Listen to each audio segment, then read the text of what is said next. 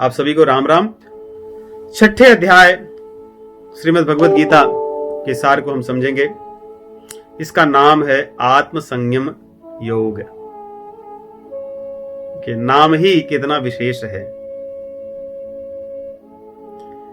तीन चीजें, एक तो योग है, एक है संयम है और एक आत्म संयम। हम कभी कभी सोचते हैं किस चीज का संयम, हम बाहर का नहीं, अपना संयम, दूसरों का संयम नहीं, हमारा संयम। तो इस आत्म संयम होने से क्या होगा? आत्म संयम होने से योग होता है। ज्ञान योग, कर्म योग, भक्ति योग, जो भी योग हो, ध्यान योग, सब में संयम की आवश्यकता है। कर्म योगियों को त्याग की बात कही गई, कर्म फल की। क्या बिना संयम का कोई कर्म फल त्याग सकता है? क्या भोगी व्यक्ति त्याग सकता है? ज्ञानियों को अपने भीतर से कर्तृत्व भाव, भोगासक्ति या संसार को नश्वर समझ करके उसमें न रमने की जो शिक्षा है या जो भावना है, वो क्या बिना आत्म संयम के आ सकता है? सम लोष्टास्म कांचन, मिट्टी को, स्वर्ण को समान समझना या कोई मूर्ख समझ सकता है इसको? ज्ञानी व्यक्ति ही, जिसके भीतर संयम हो, कि जिसके पास धन का ढेर पड़ा हो, उसको मिट्टी समझता हो, ये संयमी व्यक्ति ही कर सकता है। किसी को पता चले कि फला व्यक्ति ने ऐसा किया था, उनको करोड़ों रुपए के लाभ हो गए 10 दिन में, तो जो संयमी व्यक्ति होगा वही प्रसन्न रह पाएगा। जो संयमी नहीं होगा वो तो परेशान हो जाएगा उसी समय, मैंने क्यों नहीं किया, मैं कैसे करूं, मुझे कैसे मिल जाए। तो ज्ञान योग में भी संयम की ही आवश्यकता है, आत्म संयम की। और जो भक्ति मार्ग पर चलने वाले हैं, क्या बिना संयम के भक्ति होगी कभी? भक्ति तो धैर्य की बात है, मेरी नहीं, मेरे प्रभु की बात है। उनके लिए सुख मिले तो प्रसन्न और दुख मिले तो प्रसन्न। यहां तक कि हमारे आचार्यों ने कहा, सुख मिले तो भगवान की कृपा और दुख मिले तो भगवान की विशेष कृपा। ये बात किसको समझ में आएगी? जिसके भीतर संयम होगा, आत्म संयम होगा। अन्यथा दुख मिले तो हम तो भगवान से दूर हो जाएं, उनके बारे में भला बुरा सोचने लगे बिना संयम के। इसलिए इस अध्याय को ऐसे समझिए कि ये सभी योगों के लिए एक सूत्र है। ये, इसके बिना कोई योग नहीं हो सकता। इसलिए भगवान इसमें कहते हैं कि हे अर्जुन, संयम हो अपना, क्योंकि हम जो हैं, हम ही अपने सबसे प्रिय मित्र हैं और सबसे कठिन शत्रु भी हैं। उद्धरेद आत्मनात्मानम नात्मानम अवसादयेत। भगवान कहते हैं कि अपना उद्धार हम स्वयं कर सकते हैं और अपना विनाश भी हम स्वयं कर सकते हैं। इसलिए आत्म संयम की बात करते हैं। उद्धरेद आत्मनात्मानम नात्मानम अवसादयेत। आत्मैव ह्यात्मनो बन्धुरात्मैव रिपुरात्मनः। बन्धुरात्मात्मनस्तस्य येनात्मैवात्मनाजितः। अनात्मनस्तु शत्रुत्वे वर्तेतात्मैव शत्रुवत। हे अर्जुन, आप अपना स्वयं मित्र है, सबसे परम प्रिय मित्र, और आप स्वयं ही अपना सबसे कठिन शत्रु है। कौन? कहते हैं जिसने अपने आप पर संयम कर लिया वो अपना सबसे प्रिय मित्र है। और जिसने अनाथ मनस्तु शत्रुत्वे, जिसने अपने आप पर संयम नहीं रखा, वो अपना शत्रु जैसा स्वयं व्यवहार कर रहा है अपने लिए। इसलिए भगवान इस अध्याय में संयम योग की बात करते हैं और कहते हैं इसी से उद्धार होता है। और संयम करने में सबसे बड़ी आवश्यक है हमारी देखने की दृष्टि कैसी हो, जिसको समलोष्टास्म कांचन कहते हैं कि मिट्टी में और स्वर्ण में उसको कोई भेद न दिखाई दे, तभी तो संयम कर सकता है। और जब भेद दिखाई देने लगे तब वो संयम नहीं कर सकता। इन बातों को कह करके भगवान आगे ध्यान योग की विधि का वर्णन करते हैं कि ध्यान योग में किस प्रकार ध्यान यदि करना है तो शरीर को भी तो नियंत्रण करना होगा।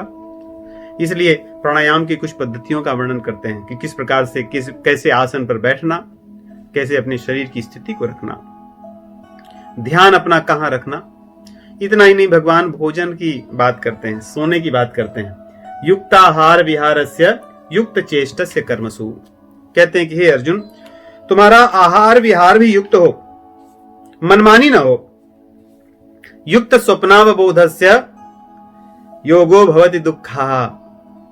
जो योग है, योग तो दुख को दूर करता है, लेकिन कब करता है? जब आपका आहार विहार नियमित हो, आपका सोना जागना नियमित हो, तभी हो सकता है।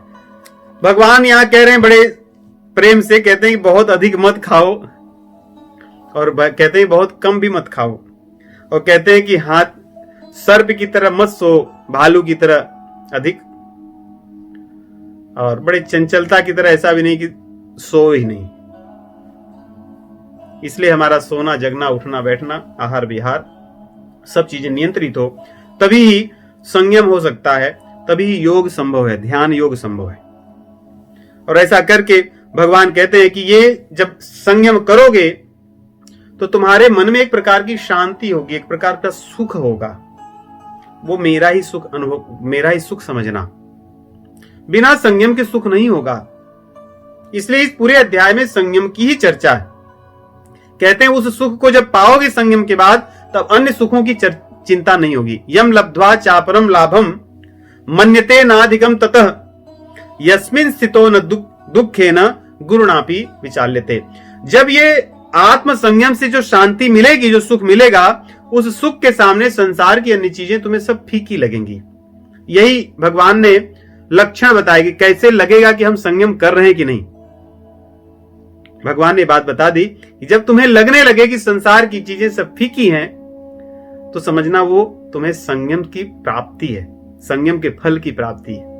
वो सुख जो होगा, अन्य वो जो दुख होंगे वो तुम्हें कुछ कर नहीं सकते, वो तुम्हें तब छोटे छोटे लगेंगे, कोई दुख तुम्हें बड़ा नहीं लगेगा। तो इस प्रकार ध्यान योग में भगवान कहते हैं, और एक चीज और कहते हैं, क्योंकि ध्यान करने लगोगे तो सर्वत्र मुझे देखोगे। जैसे इस शरीर में यदि देखें, हमारा ध्यान सदैव नहीं रहता कि उंगलियों पर, नाखून में, बाल पे, चेहरे पर, आंख पे, कान पे, सदैव नहीं रहता, लेकिन अपनापन का भाव रहता है सदैव कि मेरा है। जहां चोट पहुंचती है तो वहां सब कुछ मिलाकर के उसके उपचार की हम चिंता करते हैं। अब कोई व्यक्ति नाक को यदि छू ले तो उसी हाथ से भोजन किसी को नहीं देता, अशुद्ध माना जाता है। लेकिन हाथ को छू ले तो उसको अशुद्ध नहीं मानते हैं, तो अंग का ही भाग। अब कोई कहे कि हाथ को छूने के बाद अशुद्ध क्यों नहीं मानते और नाक को छूने के बाद अशुद्ध क्यों मानते हैं, यह अज्ञानता है। तो भगवान कह रहे हैं उसी प्रकार जब ध्यान या संयम करोगे, सो संयम करने के बाद में पूरा संसार तुम्हें अपना लगेगा, फिर भी अपने हितैषी और अहितैषी का ज्ञान होगा। फिर भी संसार में सभी लोग अपने लगेंगे। सभी लोग अपने लगने के साथ साथ एक तरह से बुद्धि तो ऐसी होगी कि क्या करना चाहिए क्या नहीं करना चाहिए। नहीं तो कई बार हम इस चक्कर में पड़ जाते हैं कि मैं तो ध्यानी हूं, मेरे लिए सब समान है, तो मैं कुछ भी खाऊं, कुछ भी करूं, खाता तो ये शरीर है, इसलिए मैं दूसरों को मारकर उनको ही खा जाऊं, मैं थोड़ी खा रहा हूं, ये तो शरीर खा रहा है। या इस प्रकार के अन्य बहुत सी भ्रांतियां हैं संसार में। भगवान यहां पे कह रहे हैं आत्मौपम्येन सर्वत्र समम पश्यति अर्जुन सुखम वा यदि वा दुखम स योगी परमो मतः। जैसे इस शरीर को हम अपना मानते हैं, तो इसमें मानते हुए भी सबकी सेवा की, सबकी रक्षा करते हैं, परंतु फिर भी शरीर में भेदभाव होता है। वैसे ही संसार को अपना मानते हुए इसमें अपना हितैषी अहितैषी, भले हम किसी को न माने, लेकिन भावना तो रहती है, हमें क्या करना है क्या नहीं करना है ध्यान रहता है। शास्त्र विहित कर्मों को करते हैं, निषिद्ध कर्मों को नहीं छूते।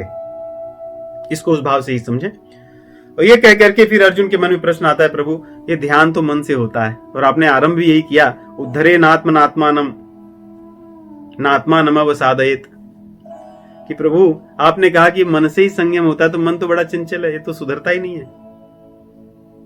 चंचलम ही मना कृष्ण प्रमाथि बलवदृढ़ तस्याहम निग्रहम मन्ये वायो रिवर्स दुष्करम। कहते हैं कि तो वायु को अपने मुट्ठी में बांधने जैसा काम है, कोई मुट्ठी में बांध सकता है क्या? वायु को नियंत्रित कर सकता है? आप कैसी बात कर रहे हैं? कुछ सरल उपाय बताइए। इसलिए भगवान उनकी बात को स्वीकार करते हैं और कहते हैं कि हे अर्जुन, अभ्यासेन तु कौन्तेय,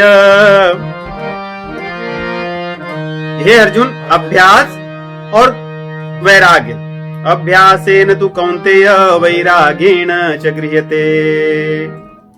अभ्यास और वैराग्य, ये दो चीजों को याद रखो।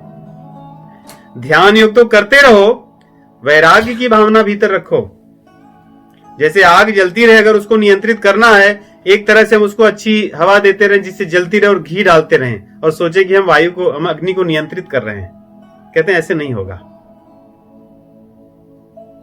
वैराग्य की भावना ले आइए, बिना वैराग्य के नहीं होगा। साधना करने के साथ साथ वैराग्य कीजिए जिससे मन नियंत्रित होगा। अर्जुन को ये बात समझ में आती है। आगे कहते हैं, प्रभु अगर मान लो मन नियंत्रित करते समय थोड़ा ही कर पाए और बाकी मन नियंत्रित नहीं हुआ और शरीर छूट गया तो क्या होगा? भगवान बोले, चिंता न कीजिए, यदि तुम जितना तक पहुंचे हो और पूरा नहीं पहुंच पाए हो तो मैं तुम्हें नीचे नहीं करने दूंगा। बड़ी सुंदर भगवान बात कहते हैं, पार्थ नैवेह नामुत्र विनाशस्य विद्यते, नहीं कल्याण कृत कश्चित दुर्गतिम तात गच्छति। हे तात, उसकी मैं दुर्गति नहीं होने देता। वो जहां जितनी साधना करके जहां तक पहुंचा है उसके ऊपर उसकी आगे उसकी यात्रा आरंभ होती है। उसको मैं जन्म उस स्थान पे देता हूं जहां उसको सब सुख सुविधाएं मिलती हैं जिससे वो उन चीजों को कर सके, वैसी परिस्थितियां देता हूं। ऐसा कह करके आगे भगवान इस अध्याय के उपसंहार में कहते हैं कि अर्जुन, चाहे जितने योगी हों जो श्रद्धा पूर्वक मुझे भजते हैं, वो लोग मुझे बड़े प्रिय हैं। योगिनाम अपि सर्वेषां मद्गतेनान्तरात्मना, श्रद्धावान भजते यो माम स मे युक्ततमो मतः। हे अर्जुन, योगी मैं उसी को मानता हूं सब कुछ करते रहे लेकिन श्रद्धा हो मेरे प्रति। बिना श्रद्धा के मुझे कोई भजेगा वो मेरे लिए कुछ नहीं होता। इसलिए कोई भी योग कीजिए उसमें श्रद्धा आवश्यक है, विश्वास आवश्यक है।